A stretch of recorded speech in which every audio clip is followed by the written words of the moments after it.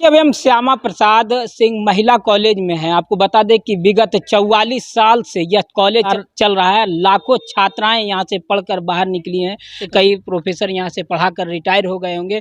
आज इसी कॉलेज का 44वां स्थापना दिवस है। इस मौके पर हम यहां पहुंचे हैं। बता दें कि यहाँ के जो प्रोफेसर हैं, जो तमाम जो प्रोफेसर हैं, 44वें स्थापना दिवस के अवसर पर श्यामा प्रसाद सिंह के तैल चित्र पर पुष्प अर्पित कर यहाँ 44वां स्थापना दिवस मनाया गया।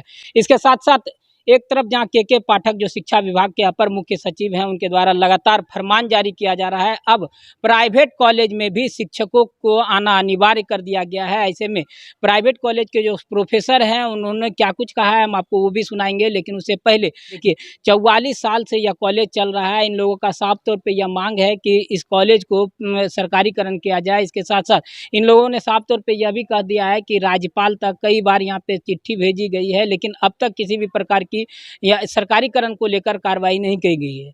लेकिन एक सबसे बड़ा जो सवाल है, जमुई में एक महिला कॉलेज जो कागजों पर चल रहा है, जिसे मान्यता भी दे दी गई है मुंगेर यूनिवर्सिटी के द्वारा, लेकिन 44 साल से चल रहा जो धरातल पर जो कॉलेज चल रहा है, उसे अब तक मान्यता नहीं दी गई है। तो कहीं ना कहीं ऐसे में मुंगेर यूनिवर्सिटी के वीसी पर भी एक सवालिया निशान खड़ा होता है, बिहार के राज्यपाल पर एक सवालिया निशान खड़ा होता है।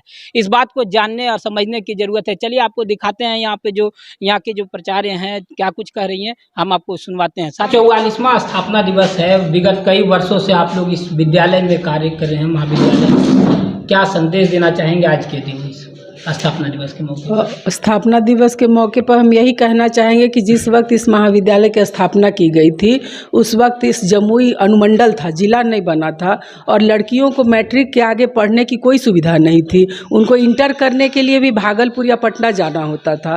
तभी हमारे समाज के बुद्धिजीवी लोगों ने मिलकर, जैसे त्रिपुरारी सिंह थे, विधानसभा के ये थे स्पीकर थे, और महाराजा प्रताप थे गिद्धौर के, इन लोगों ने मिलकर के, मतलब हाँ, राजकुमार सिंह एसडीओ थे, उन लोगों ने सोचा कि महिला शिक्षा के लिए जो गरीब बच्चियां हैं वो पटना भागलपुर नहीं जा सकती हैं, तो हम उन लोग क्या व्यवस्था कर सकते हैं। इसी सोच के बाद इस महिला महाविद्यालय की स्थापना की गई थी। और ये हाई स्कूल में सबसे पहले शुरू किया गया था, फिर धीरे धीरे उन लोगों ने ज़मीन उपलब्ध कराया और मकान बनाने के लिए आर्थिक सहयोग किया। तो धीरे धीरे हम लोग इस मतलब अभी तक इस मुकाम पे पहुँचे हैं और लगातार 44 वर्षों से महिला शिक्षा की ज्योत जगा रहे हैं। आपको छात्राएं इस कॉलेज से पढ़कर निकली हैं, कई शिक्षक जो रिटायर भी कर गए होंगे।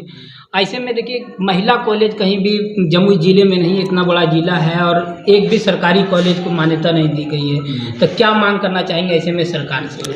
हम शुरू से मांग की हम लोगों ने की है, और कई बार जाके जो उस समय के शिक्षा मंत्री रहे, मुख्यमंत्री भी यहाँ आए थे, उनको भी हम लोग स्मारक पत्र लिख करके, राज्यपाल से भी मिले हम लोग 2-2 बार जाके, कि पूरे ज़िले में कोई महिला कॉलेज नहीं है, इसको सरकारी करने की कृपा की जाए, ताकि हम बच्चियों को और भी सुविधा दे सकें, जैसे खेल का मैदान वगैरह है, और पढ़ाई में ही लाइब्रेरी में पुस्तकों की संख्या अधिक बढ़ा सकें, शिक्षकों को हम कुछ पारिश्रमिक दे सकें ताकि वे मन से पढ़ा सकें। भूखे पेट कितना सहयोग कर पाएंगे, लेकिन अभी तक तो हम लोगों की सुनी नहीं गई है। हम लोग उसी तरह से गरीबी में, लेकिन सरकारीकरण किया जाए, यह हमारी मांग है। मेरा नाम डॉक्टर सुचिता उपाध्याय है, 1985 से यहाँ लगातार कार्यरत हैं।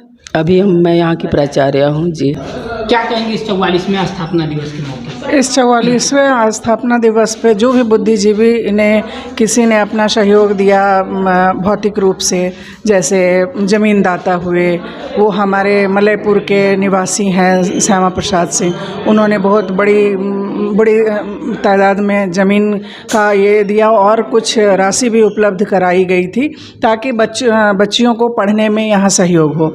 रही बात जो यहाँ के पदाधिकारी थे, उन लोगों ने भी काफ़ी सहयोग किया, और यहाँ तक कि राज्यपाल तक भी ये बातें गई हुई है।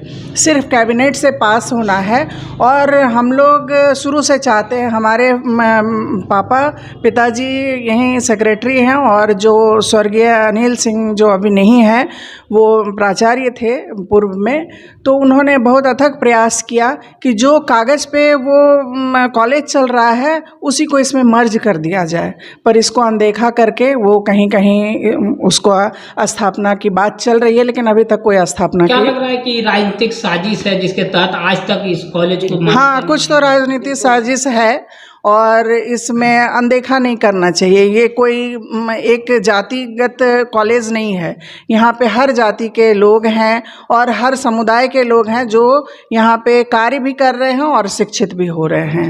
मेरा नाम आर्या, मैं शिक्षिका हूँ और मेरे फादर चूँकि यहाँ सेक्रेटरी हैं तो उसी के विगत हम यहाँ आते जाते रहते हैं। के पाठक का फरमान जारी हुआ है, अब आप लोग को विद्यालय में भी आना पड़ रहा है लगातार। बिल्कुल, सभी को वो एक लाठी से हाँक रहे हैं। कॉलेज का एक होता है, घंटी बजती है, वक्त होता है, हम लोग आते हैं, क्लास लेते हैं, लेकिन ये कहते हैं कि 9 से 4 बजे तक रहें, ये कहाँ तक न्याय संगत है? इसको तो हम कहेंगे श्रम का शोषण है। फिर भी चलिए, अगर हमें कुछ मिलता उनसे तो काम करने में भी हम लोग अपना तन मन से सहयोग करेंगे, लेकिन कुछ भी नहीं देना, ना कुछ हम लोग ले पहल करना, सिर्फ नित नए फरमान जारी करना, ये करो, शौचालय ऐसा होना चाहिए, सारी सुविधाएं जब इंफ्रास्ट्रक्चर अप टू डेट, लेकिन पैसे के नाम पर सिफर, कुछ भी नहीं। तो हम कुछ भी नहीं, हमारा इंटरनल रिसोर्स से जो थोड़ा बहुत होता है, जो कि बताने में शायद हम लोग को शर्म आती है, क्योंकि वो हमारे डिग्री के अनुकूल नहीं है, लेकिन फिर भी हम लोग शिक्षा दान कर रहे हैं। अभी भी सरकार से कहते हैं, जागिए, हमें देखिए, कितने हम मर गए इस उम्मीद में, कुछ रिटायर के कगार पर हैं, कुछ उम्मीद से आए हैं। एकमात्र महिला कॉलेज है, किसी के पास यहाँ मेधा की कमी नहीं है और ना ही हमारे पास बच्चियों की कमी है, सिर्फ कमी है सरकार के ध्यान की। अगर वो एक नज़र हम पर फिरा दें, आज हमारा कॉलेज इतना आगे बढ़ेगा, शायद इस जिले में एक टॉप का होगा, एक नजीर होगा, लेकिन सरकार है कि उसकी कुंभकर्ण नींद खुल नहीं रही है। के पाठक से अनुरोध है, आप पहले हमारी जरूरतें को पूरी करें। बगैर रोटी के आप कहते हैं कि सारा दिन यहाँ रहें, आप ही सोचिए कि अगर जो कि एक दुकान चलाता है, ऐसा भी है हमारे कॉलेज प्राध्यापक है, अगर वो दुकान चौके उनके बच्चे क्या खाएंगे? हमको तो मान लीजिए मेरे हस्बैंड हमारी जरूरत पूरी करेंगे, वो उनके बच्चे उनके घर कैसे चलेगा? ये सब हमारी कुछ ये है, क्या है, ये प्रैक्टिकल है, व्यवहारिक कष्ट है हम लोगों का, जिस पर उनको ध्यान देना होगा। यही कहेंगे कि हमारे कॉलेज को सरकारीकरण करें, एक हमारा सम्मानजनक हमारा वेतनमान करें, तभी आप देखें, उसके बाद हमें जो भी कहेंगे हम लोग उसके तत्पर रहेंगे। अपना कर्तव्य का ज्ञान है, सिर्फ हमारा वो अधिकार दें, यही हमारा अनुरोध सरकार से है, के पाठक से है और बुद्धिजीवी से, मीडिया से है। हमारे कॉलेज के हमारी आवाज बनकर आगे बढ़े। मैं बबीता सिंह, हम यहाँ पे कल्चरल एक्टिव ये हैं और संस्कृत के ये व्याख्याता है।